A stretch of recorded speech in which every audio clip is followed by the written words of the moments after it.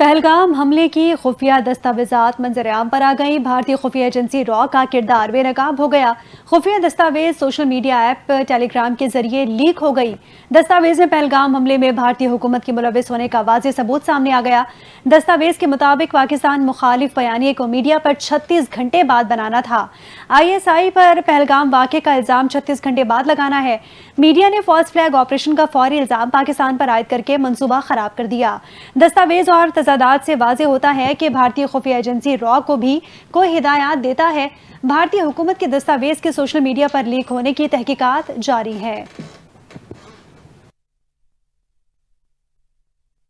India کا false flag operation. BBC نے پہلگام واقعے میں بھارتی جھوٹ کا پردہ چاک کر دیا۔ مودی بھارتی فوج اور انٹیلیجنس ایجنسیز کی ناکامی پر تنقید کا سلسلہ جاری۔ BBC نے پہلگام حملے کے حوالے سے مودی سرکار اور انٹیلیجنس ایجنسیوں کے کردار پر سوالات اٹھا دیے۔ BBC نے کہا ہے کہ پہلگام حملہ سیکیورٹی کی مجموعی خامی کا نتیجہ ہے۔ جس جگہ اتنی بڑی تعداد میں سیاح آتے ہیں وہاں ایک بھی CCTV کیمرہ نصب نہیں۔ یہ رپورٹ ثابت کرتی ہے کہ بھارتی فوج اور اس کی انٹیلیجنس پہلگام میں مکمل طور پر ناکام رہے۔ بھارت کو چاہیے کہ وہ پاکستان اور الزام تراشی کے بجائے اپنی سیکیورٹی کی ناکامیوں کو دورہ کرے۔ بھارت کے پہلگام فالس فلیگ حملے کے حوالے سے اب ہر جانب سے آوازیں اٹھ رہی ہیں۔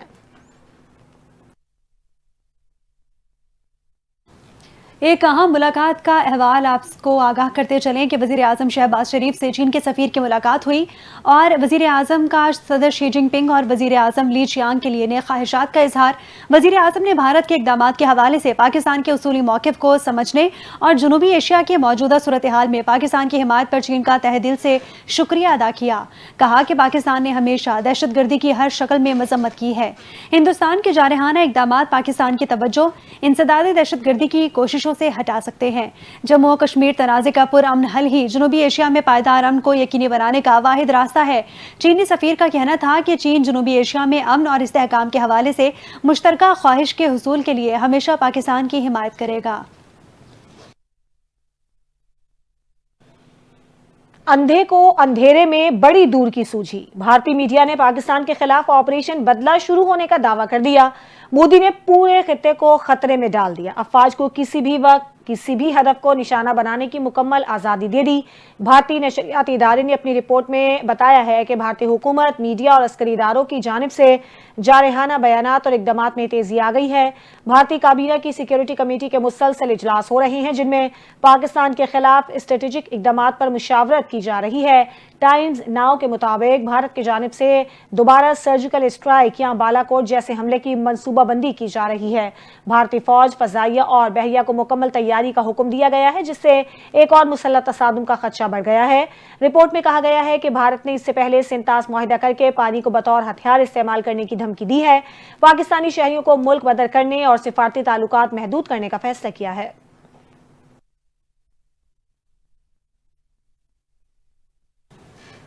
چیئرمین پاکستان پیپلز پارٹی اور سابق وزیر خارجہ بلاول بھٹو زرداری نے واضح کیا ہے کہ بھارتی جارحیت کا منہ توڑ جواب دینے کے لیے تیار ہیں۔ کسی قسم کا تصادم جوہری جنگ کا پیش خیمہ ثابت ہو سکتا ہے۔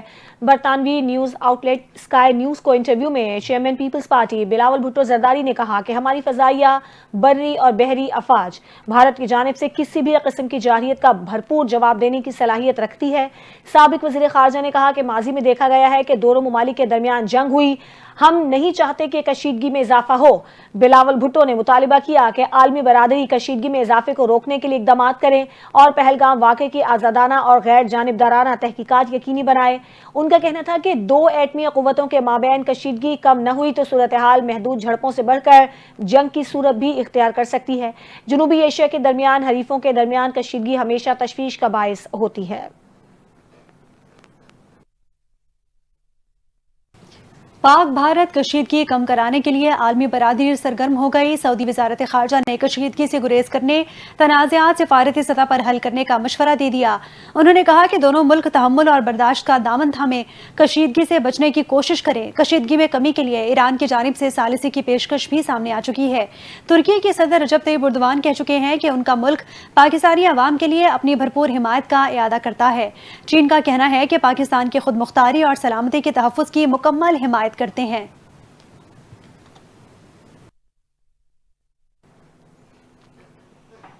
वजीर आजम शहबाज शरीफ और अमरीकी वजीर खारजा मार्को रूबियो के दरमियान टेलीफोनिक राबता हुआ है। वजीर आजम ने मार्को रूबियो को जनूबी एशिया में हालिया पेशरफ्त पर अपने नुक्ता नज़र से आगाह किया। वजीर आजम ने दहशत गर्दी के खिलाफ जंग में पाकिस्तान के अहम किरदार का जिक्र करते हुए कहा कि दहशत गर्दी के खिलाफ आलमी जंग में पाकिस्तान ने 90,000 से ज्यादा जानों की कुर्बानी दी, जबकि पाकिस्तान को $152 अरब से ज्यादा का मुआशी नुकसान बर्दाश्त करना पड़ा। वजीर आजम शहबाज शरीफ ने भारत के बढ़ते इश्तियाल अंगेज रवैये को इंतहाई मायूस कुन और तशवीशनाक करार दिया। कहा, भारत की इश्तियाल अंगेजी दहशत गर्दी के खिलाफ पाकिस्तान की जारी कोशिशों से तवज्जो हटाने का काम कर रही है। वजीर आजम ने पहलगाम वाक़े से पाकिस्तान को जोड़ने की भारतीय कोशिशों को दो टोक अल्फाज में मुस्तरद किया और पहलगाम वाक़े पर हक़ाइक़ सामने लाने के लिए गैर जानिबदाराना तहकीकात के मुतालबे का इयादा किया। वज़ीर आज़म शहबाज शरीफ ने अमरीका पर जोर दिया कि वो भारत पर दबाव डाले कि इश्तियाल अंगेज बयानात से गुरेज करे। मार्को रूबियो ने जनूबी एशिया में अमन के लिए दोनों फरीकों के साथ मिलकर काम करने की जरूरत पर जोर दिया। शहबाज शरीफ का कहना था कि इंतहाई अफसोसनाक है भारत ने पाकिस्तान के खिलाफ आबी जाहिरियत का इंतखाब किया। पानी पाकिस्तान के 24 करोड़ लोगों के लिए लाइफ लाइन है। सिंतास माहिदे में यकतरफा तौर पर दस्तबरदार होने की कोई शिक नहीं। वज़ीर आज़म का मजीद कहना था कि जम्मू कश्मीर तनाज़े का पुरअमन हल ही खिते में पायदार अमन यकीनी बनाने का रास्ता है।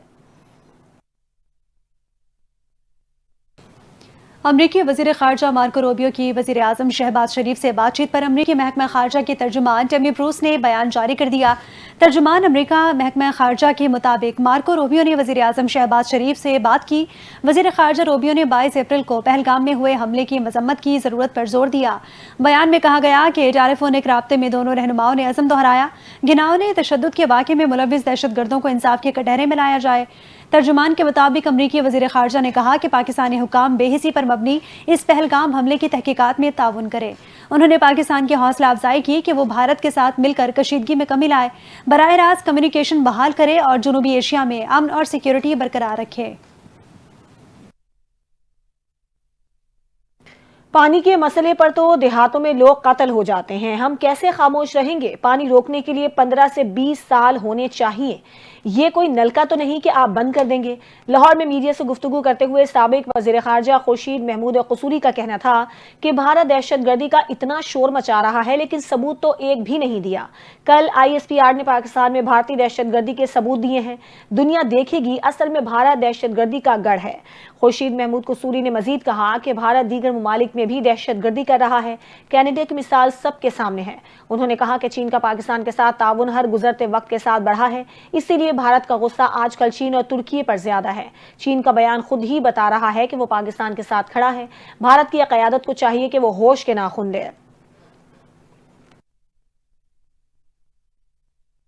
भारत ने मकबूजा कश्मीर पर नाजायज कब्जा कर रखा है। फॉल्स फ्लैग ऑपरेशन पर भारत के अंदर से आवाजें उठ रही हैं।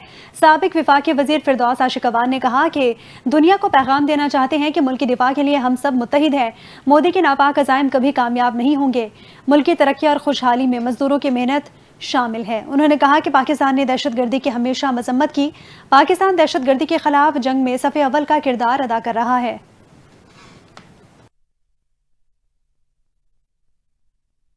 कुछ मजीद खबरें शामिल करते हैं। बिजली की कीमतों में मजीद कमी का इंडिया, क्या आवाम को एक और अच्छी खबर मिलने वाली है? वज़ीर आज़म शहबाज शरीफ का कहना है कि मुल्क में अनकरीब बिजली की पैदावार के लिए फ्री मार्केट कायम की जाएगी। विफाकी वजीर उवैस लगारी और उनकी टीम की 4,743 अरब रुपए की बचत की तारीफ की। वज़ीर आज़म शहबाज शरीफ की ज़ेर सदारत मुल्क में बिजली के निर्खों में कमी और तवानाई के शोबे में पायदार इस्तेहाद के हवाले से इजलास हुआ। दयामीर भाषा डैम जैसे मनसूबों को तरजीही बुनियादों पर मुकम्मल करने की हिदायत। शहबाज शरीफ ने कहा कि तवानाई के मनसूबों की तकमील में किसी भी किस्म की ताख़ीर नाकाबिले कबूल है।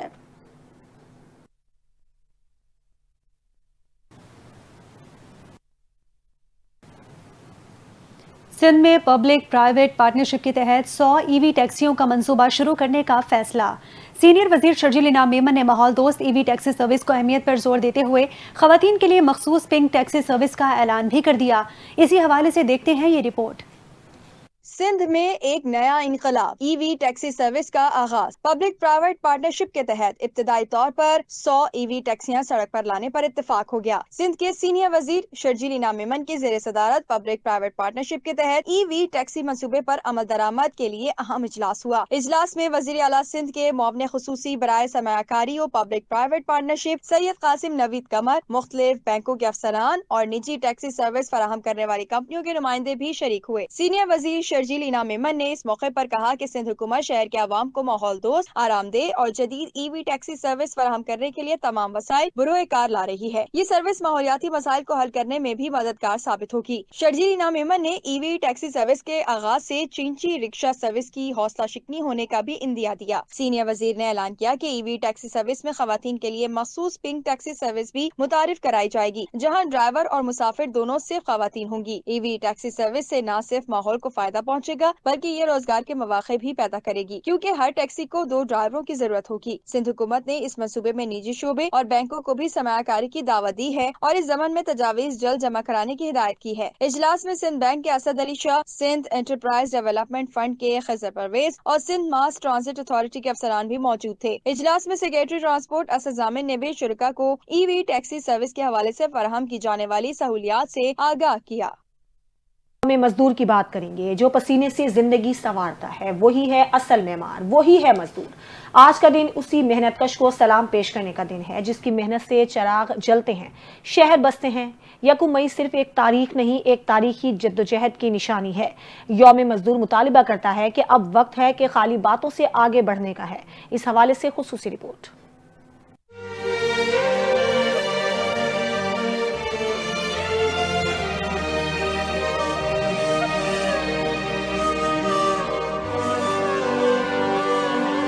ہاتھ میں اوزار، چہرے پر پسینہ، قدموں میں تھکن، مگر پھر بھی آنکھوں میں امید کا اجالا۔ یہ ہے اس مزدور کی کہانی جس کی محنت سے کارخانے چلتے ہیں، عمارتیں بنتی ہیں، شہر آباد ہوتے ہیں۔ پاکستان سمیت دنیا بھر میں انہیں محنت کشوں کو خراج تحسین پیش کرنے کے لیے آج عالمی یوم مزدور منایا جا رہا ہے۔ ایسا دن جو صرف ایک تاریخ نہیں، ایک جدوجہد کی علامت ہے، ایک قربانی کی یادگار ہے۔ یہ جدوجہد شروع ہوئی 1886 میں امریکی شہر شکاگو سے، جہاں مزدوروں نے 8 گھنٹے کام کے اصول کے لیے آواز بلند کی، لیکن طاقت کے نشے میں چور سرمایہ داروں اور پولیس نے نہ صرف ان کی فریاد دبائی بلکہ گولیوں سے ان کے خواب بھی چھین لیے۔ سینکڑوں محنت کا شہید، درجنوں کو پھانسی چڑھا دیا گیا، مگر یہ لہو رائے گا نہ گیا۔ یہی قربانی بعد میں عالمی تحریک کی بنیاد بنی اور یکم مئی کو محنت کشوں کے عالمی دن کے طور پر تسلیم کیا گیا۔ پاکستان میں اس دن کو سرکاری سطح پر پہلی مرتبہ 1973 میں ذوالفقار علی بھٹو کے دور میں تسلیم کیا گیا۔ تب سے لے کر آج تک ہر سال اس دن وعدہ کیا جاتا ہے کہ محنت کشوں کو اس کا حق دیا جائے گا، اسے سہولتیں دی جائیں گی اور اس کی زندگی آسان بنائی جائے گی۔ مگر سوال یہ ہے کہ کیا یہ وعدے پورے ہوئے؟ کیا آج کا مزدور تحفظ، سہولت، عزت اور حقوق کے اس مقام پر ہے جس کا خواب شکاگو کے مزدوروں نے دیکھا تھا؟ کیا ہمارے معاشرے میں مزدور اب بھی معاشی استحصال، عدم تحفظ، کم اجرت اور بنیادی سہولتوں سے محرومی کا شکار نہیں؟ یوم مزدور ہمیں یاد دلاتا ہے کہ صرف تقریریں کافی نہیں، صرف دعوے تبدیلی نہیں لاتے۔ اصل تقاضا یہ ہے کہ قانون پر عمل ہو، مزدور کو بھی وہی وقار اور تحفظ حاصل ہو جو کسی بھی شہری کا حق ہے۔ یوم مزدور کے معنی تب ہی مکمل ہوں گے جب محنت کش کو اس کی محنت کا پھل ملے گا، اس کا چولہا جلے گا، اس کا بچہ اسکول جائے گا اور وہ عزت سے جیے گا۔ آج کا دن محض ماضی کی یاد نہیں بلکہ حال کا محاسبہ اور مستقبل کا عہد ہے کہ ہم اس ہاتھ کو تھامیں گے جو تھکن سے کامتا ہے، ہم اس آواز کو سنیں گے جو برسوں سے انصاف مانگ رہی ہے اور ہم اس خواب کو پورا کریں گے جو ہر مزدور کی آنکھ میں چمک رہا ہے۔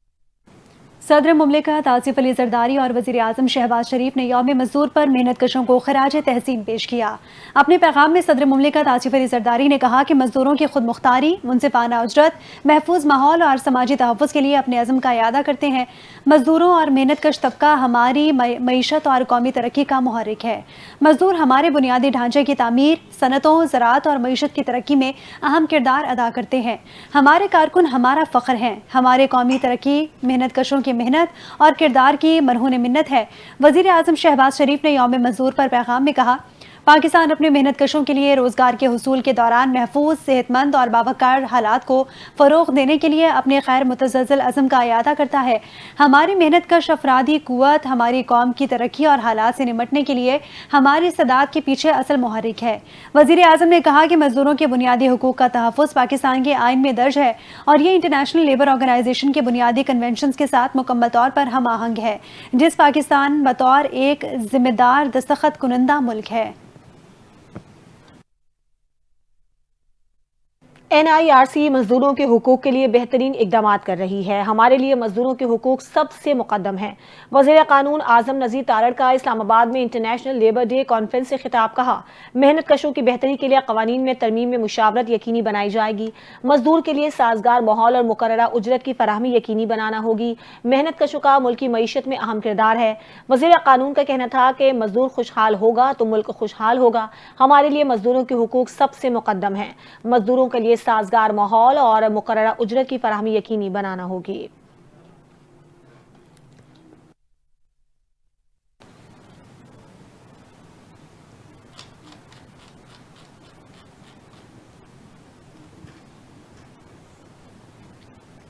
چیئرمین پاکستان پیپلز پارٹی بلاول بھٹو زرداری آج میرپور خاص میں جلسے سے خطاب کریں گے۔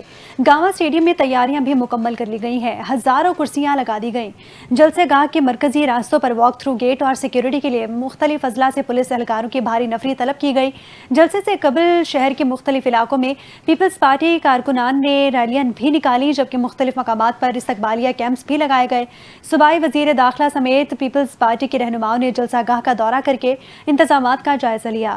صوبائی وزیر داخلہ ضیاء الانجار نے کہا کہ نہروں کی حساس معاملہ بخوبی حل ہونے کی خوشی میں بلاول بھٹو کا جلسہ ایک جشن کے علاوہ پارٹی کے سیاسی قوت کا اظہار بھی ہوگا۔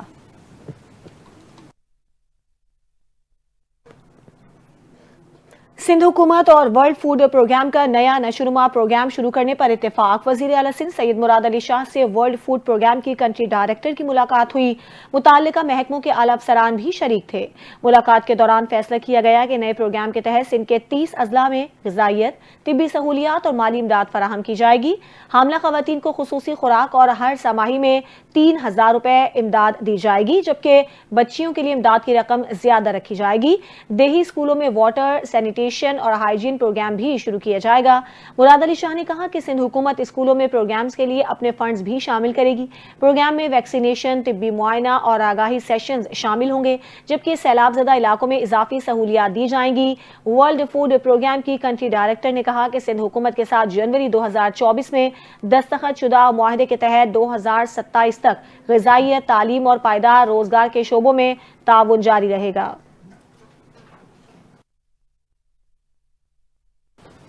ضلع کرم میں 7 ماہ کی طویل معطلی کے بعد انٹرنیٹ سروس بحال ہو گئی۔ شہریوں میں خوشی کی لہر دوڑ گئی۔ 28 ستمبر کو علاقے میں کشیدہ حالات کے باعث 4G انٹرنیٹ سروس کو معطل کیا گیا تھا۔ ضلع کرم میں کشیدہ صورتحال میں بہتری کے بعد سروس شروع کر دی گئی۔ ڈپٹی کمشنر کرم کا کہنا ہے کہ ضلع میں پائیدار اور دیرپا امن کے قیام کے لیے ہر ممکن کوششیں جاری رکھیں گے۔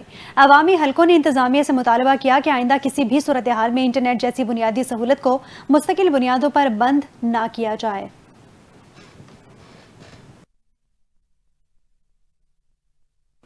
دنیا کی سب سے بڑی جمہوریت اور آزادی اظہار کے علمبردار ہونے کے دعوے دار بھارت نے پاکستانی نیوز چینلز کے بعد پاکستانی اداکاروں کے سوشل میڈیا اکاؤنٹس بھی بلاک کرنا شروع کر دیے۔ بھارتی میڈیا کے مطابق پہلگام فالز فلیگ آپریشن کے بعد بھارت میں معروف پاکستانی اداکاروں کے سوشل میڈیا اکاؤنٹس بلاک کر دیے گئے ہیں۔ بھارتی میڈیا کے مطابق جن اداکاروں کے اکاؤنٹس پر بھارت میں پابندی لگائی گئی ہے، ان میں اداکارہ ماہرہ خان، ہانیہ عامر، صنم سعید، سجل علی اور اداکار و گلوکار علی ظفر اور عمران عباس شامل ہیں۔ اس کے علاوہ دیگر مزید پاکستانی فنکاروں کے سوشل میڈیا اکاؤنٹس بھی بلاک کیے گئے ہیں۔